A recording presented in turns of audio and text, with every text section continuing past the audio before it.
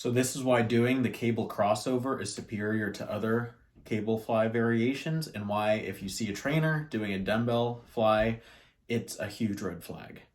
So some of the reasons that we do chest fly variations is there's very high chest activation as we see in EMG data. It's really easy to get a good mind-muscle connection, and we're hitting one of the functions of the chest, which isn't hit too easily in typical pressing variations, and that's adduction of the arm. So basically that sweeping motion. So the reason that we do cable crossovers is when you get that added stretch component, like I'll show you in this video,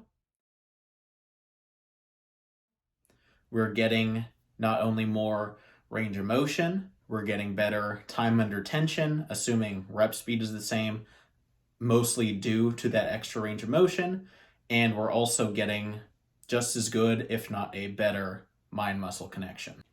As kind of a side tangent to this video, we'll talk about one of my huge pet peeves, which is not only watching people in the gym do dumbbell chest flies, but seeing trainers preach it. I think watching a trainer or a coach do dumbbell chest flies and teach dumbbell chest flies is a huge red flag that their training knowledge peaked in the 1960s. I think it's very bro-based. It's a very go and watch Arnold Schwarzenegger and that's the best training, but we've evolved so far from there. So dumbbell flies are ridiculous because the resistance curve is not in line with gravity. Again, we go back to that adduction of the arms, and when we're lying down adducting the arms, gravity is working down when we're wanting that sweeping inward motion, so we're not in line with gravity. There's a huge risk of shoulder injury. The biggest cause of shoulder injury is excessive external rotation. So here, which is literally the starting point of a fly. And the other problem with it is the fact that overload is so difficult. Your form starts to break down, not to mention the heavier the dumbbell, the thicker, and then your range of motion is cut even shorter because you can only get so far to the top. So all the flaws of the cable fly and why it's not as good as the cable crossover are massively exacerbated in the dumbbell fly.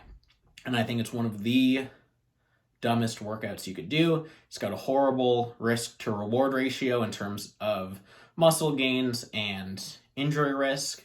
It's very, very hard to progressively overload, which is one of the main things you need to build muscle. And just overall, it's very archaic. It's very outdated. And I think it's a horrible exercise. I think it's a big red flag in terms of training philosophy and training knowledge. And that's just kind of a wrap up of this video, why I think the cable crossover is underrated and just one of my big gym pet peeves.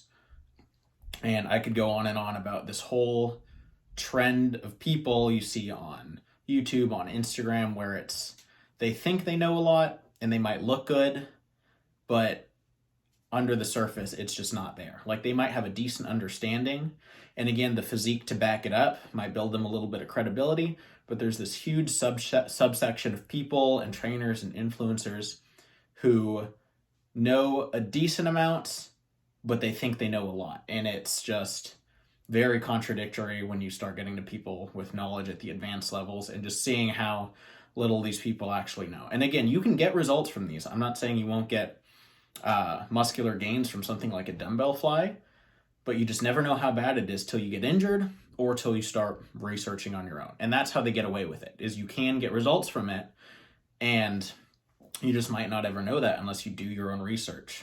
And that's about it on this video.